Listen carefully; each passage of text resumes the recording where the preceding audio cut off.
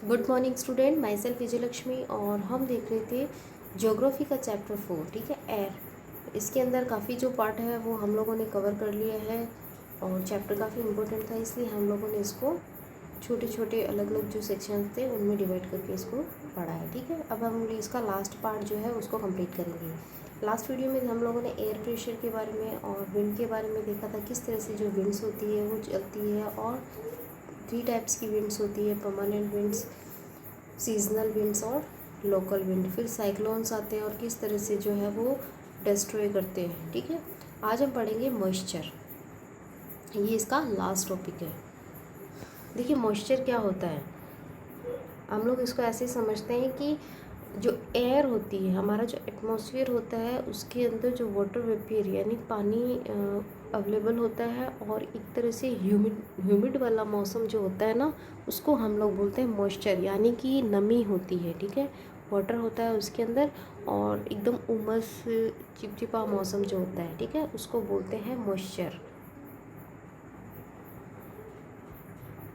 Van water evaporate, देखिए जब पानी होता है वो इवेपरेट होता है from land and different water bodies, ठीक है, ज़मीन से वो अलग अलग वाटर बॉडीज से इवेपरेट होता है। आपको पता है वाटर इवेपरेट कैसे होता है, आप लास्ट जो क्लासेस थी उनमें पढ़ रखा है आपने। सन की जो हीट और टेम्परेचर हाई होता है उसकी वजह से पानी जो होता है वो हवा में भाप में बदल जाता है, इट्स बिकम वाटर वेपर, और इसकी वजह से वाटर जो वेपर बन जाता है वाटर, ठीक है। Moisture in the air at any time, इसकी वजह से जैसे एयर के अंदर मॉइस्चर रहता है, मतलब पानी अवेलेबल होता है, ठीक है, तो उसको बोलते हैं ह्यूमिडिटी। एक तरह से हम हिंदी में इसको बोलते हैं नमी, ठीक है, मॉइस्ट होना, ठीक है। तो वाटर की वजह से ये होता है। तो वाटर वेपर, पानी जब भाप बन के उठ जाता है तो वो वेदर के अंदर मॉइस्चर क्रिएट करता है। When the air is full of water vapour, जब air full of water vapour हो जाती है, we call it humid day, ठीक है, तो वो ह्यूमिड डे हो जाता है। As the air gets warmer, और जब एयर होती है वो गर्म होती है, its capacity to hold the water vapour increase, तो उसकी जो कैपेसिटी होती है ना वो बढ़ती जाती है। And so it become more and more humid, और ये और ज़्यादा ह्यूमिड होता जाता है, मतलब जितनी गर्मी होगी ना उतना ही वाटर वेपर ज़्यादा होगा, ठीक है। तो जो कोस्टल एरियाज़ होता है और जो रिवर्स के पास का जो एरिया होता है ना, वहाँ पे वेदर ऑलवेज ह्यूमिड ही रहता है। On a humid day clothes take longer to dry, ठीक है, लंबे टाइम लगता है उसको ड्राई होने में। And sweat from the bodies does not evaporate easily, ठीक है, मेकिंग अट्स फील वेरी अनकम्फर्टेबल, बहुत ही ख़राब सा लगता है, ठीक है, अनकम्फर्ट फील होता है। When the water vapour rise, water vapour जब राइज होता है, इट्स स्टार्ट कूलिंग, ऊपर की तरफ जाने के बाद में ये क्या होता है, कूलिंग होने लग जाता है। वाटर वेपर कंडेंस, ठीक है, causing formation of droplets of water, देखिए वाटर जो होता है वो ऊपर जाके और फिर ठंडा होता है, और ठंडे होने की जो प्रोसेस होती है उसको कंडेंसेशन बोलते हैं, ठीक है। और इसकी वजह से वो जो वाटर होता है वो ड्रॉपलेट्स में चेंज हो जाता है, वापस से वाटर में चेंज हो जाता है, वो वाटर वेपर में जाता है, भाप बन के जाता है और ऊपर जाके ठंडा होके और वाटर में चेंज हो जाता है वापस। Clouds are just masses of such water droplets, और क्लाउड्स जो होते हैं वो इन्हीं से ड्रॉपलेट से बने होते हैं। When these droplet of water became too heavy, जब ये बहुत ज़्यादा हो जाते हैं, टू फ्लोट इन एयर, और हवा में फ्लोट करने लग जाते, तैरने लग जाते। When they becomes down and precipitations, और वो वापस से धरती पे आ जाते हैं, ज़मीन पे नीचे की तरफ आ जाते हैं, प्रिसिपिटेशन यानी रेन, बरसात के रूप में, ठीक है। तो ये जो सेम प्रोसेस आप लोग देखते हैं वाटर साइकिल की, वही होता है कि किस तरह से जो रिवर्स या वाटर बॉडीज़ होती है उससे वाटर जो होता है वो इवेपरेट होके वाटर वेपर बन के और क्लाउड्स बन जाते हैं। उसके बाद में वो कंडेंसेशन की प्रोसेस होती है, ठंडा होके, और बादल जो होते हैं वो हैवी हो जाते हैं, और फिर वो जो वापस वाटर जो होता है वो ज़मीन पे आ जाता है रेन के थ्रू, ठीक है। तो यही प्रोसेस इसमें बता रखी है। जेट प्लेन्स, देखिए जो प्लेन्स होते हैं flying in the sky have a wide trail behind them, कभी आपने देखा होगा कि एयरप्लेन जाते हैं और पीछे जो है ना एक सफ़ेद टेल के जैसे पूंछ के जैसे छोड़ते हुए जाते हैं ना। द मॉइस्चर, वो क्या होता है, देखिए वो मॉइस्चर होता है फ्रॉम देयर इंजन्स कंडेंस, उनके इंजन से निकला हुआ जो मॉइस्चर होता है ना वो कंडेंस होता है, वो ठंडा हो जाता है।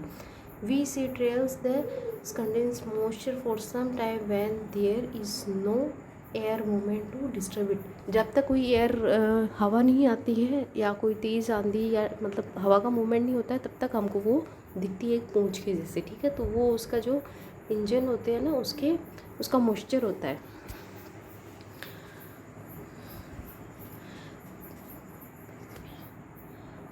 प्रेसिपिटेशंस दैट के come down to the earth, जो बरसात जब आ जाती है धरती पे इन लिक्विड फॉर्म, ठीक है, तो उसको बोलते हैं रेन। देखिए इसको अंडरलाइन कीजिए आप कि ये जो बारिश, ये जो बूंदें होती है पानी की जब नीचे आती है लिक्विड फॉर्म में तो वो रेन कहलाती है। Most of ground water comes from rain water, ठीक है। ग्राउंड वाटर जो है वो रेन वाटर से कंप्लीट होता है। Plants help reserve water, plants जो है वो हेल्प करते हैं।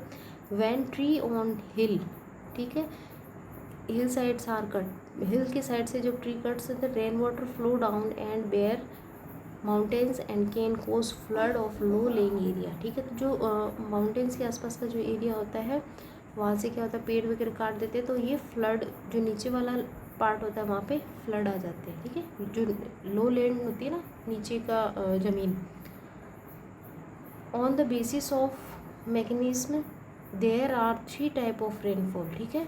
देखिए मेन जो है ना 3 टाइप्स की रेन बताते हैं, the convectional rain, the orographic rainfall and the cyclonic rainfall, ठीक है।